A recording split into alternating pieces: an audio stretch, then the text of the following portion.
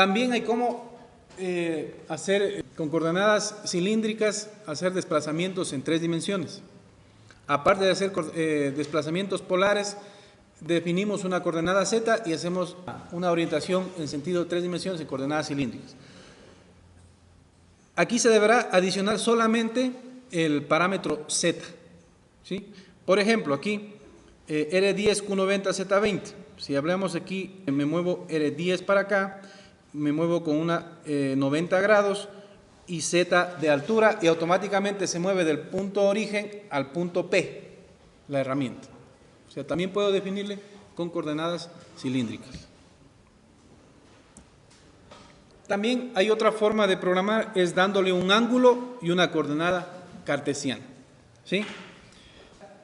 Puedo hacer tanto uso de 2 ejes, puede ser uso de un radio y una orientación, o también puedo hacer uso de una sola coordenada cartesiana y un ángulo, ¿sí? O sea, tengo 3 formas de definir una trayectoria. Esta es la otra.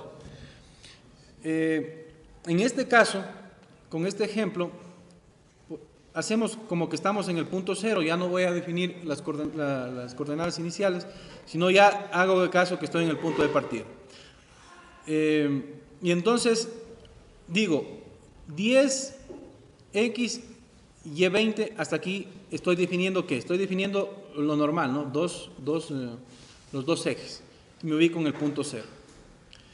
Para moverme al punto 1, entonces puedo hacer uso solamente de una coordenada cartesiana y de un ángulo. Entonces, ¿qué digo? Inicialmente, ¿el ángulo en qué está? En 0, ¿sí? Está en 0. Y le digo 45x30, ¿sí? Entonces, ¿qué es lo que estoy haciendo? Le estoy diciendo, en función del eje X, muévete 45 grados, ¿sí?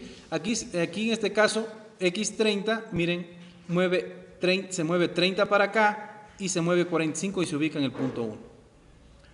En el siguiente, pongo Q90 y E60. Entonces, miren, ¿qué es lo que hace? Entonces le digo que se mueva 90 grados en función del eje horizontal, ¿cierto? Y que haga un desplazamiento en Y de 60. Como podemos ver aquí, todos los ángulos están medidos según la horizontal. Positivos antihorarios y negativos en sentido de las manecillas del reloj. Si queremos movernos al punto 3, estamos en el punto 2, si queremos movernos al punto 3, entonces pongo aquí, me pregunta, en sentido del eje horizontal, ¿a dónde te vas a mover? Digo, menos 45. ¿Y cuánto te vas a mover? Aquí me dice, miren, menos 45, X 50. Entonces viene acá, en este punto, ¿sí? X 50. Y si quiero moverme al al punto 4, sería, otra vez me pregunta, ¿cuánto te vas a mover en ángulo? Le digo, menos 135, quiere decir que es en sentido horario. ¿Y a dónde te vas a mover? A Y20. Entonces, miren, coge Y20. O también pude haberle dicho ¿qué? A X30. ¿Sí? Pude haberle dicho Q menos 35, Y20. O también pude haberle dicho Q menos 35, X30. Cualquiera de las dos cosas es válida.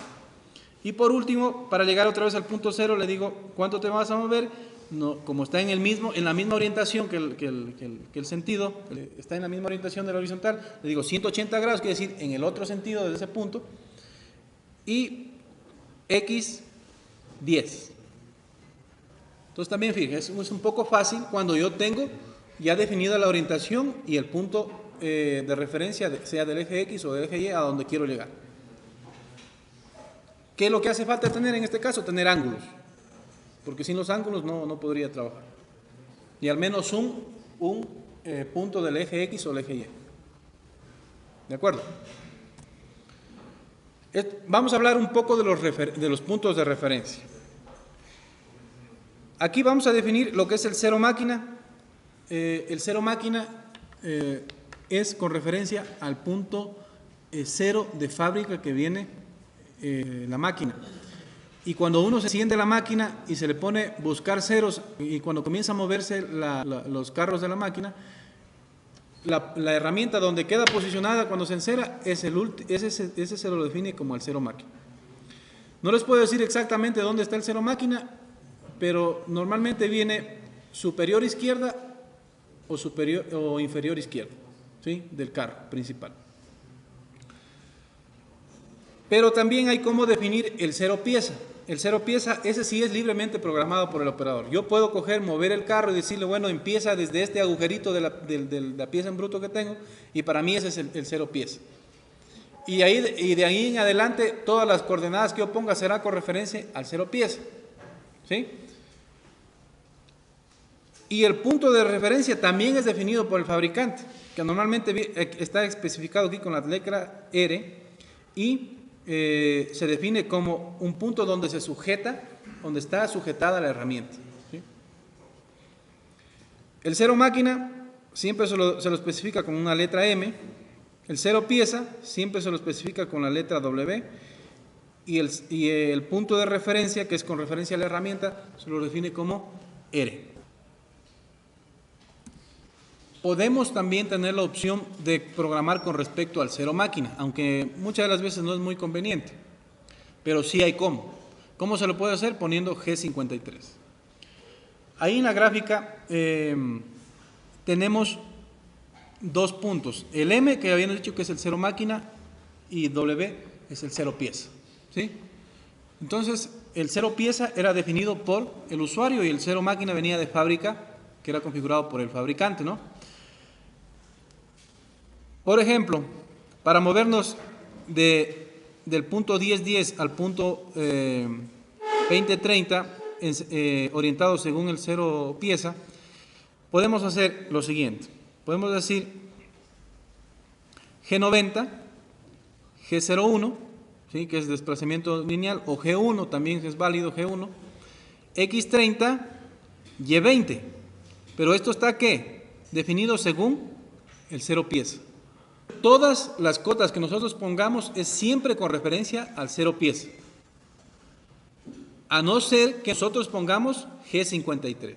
Si ponemos G53 como en el segundo bloque, entonces sí, definimos G01, y para movernos al mismo punto, a este punto que estoy señalando, entonces ya tengo que hacer las medidas con referencia al cero máquina. Entonces aquí, ¿cuál sería? Sería 100 en X y Y, Z. Hay que tomar en cuenta que esta programación hay que tener mucho cuidado a la hora de hacerla, porque puede ser que yo piense que puse G53 y hice con referencia al cero máquina y me olvidé de poner G53. ¿Qué lograríamos con esto? De que el carro se mueva más allá y se puede estrellar con algo, ¿no?, que pueda irse más allá de los límites. Hay que tener mucho cuidado. Vamos a ver un poco sobre lo que tiene que ver con la función G92. G92 es para una preselección de cotas y una limitación del valor de S, que el valor de S es el valor de las revoluciones por minuto que tiene que girar el cabezal de la herramienta. Con G92, ¿qué hacemos? Con G92 podemos hacer cero pieza a cualquier punto. Por ejemplo, yo me estoy moviendo en una trayectoria, digo, no, aquí voy a hacer otra vez cero pieza, ¿sí? Se puede hacer, sin necesidad de parar la máquina y de mover el carro y de encerrar la máquina. Simplemente de manera programática podemos poner G92 y ese último punto donde está ahí se hace el cero pieza. Por ejemplo,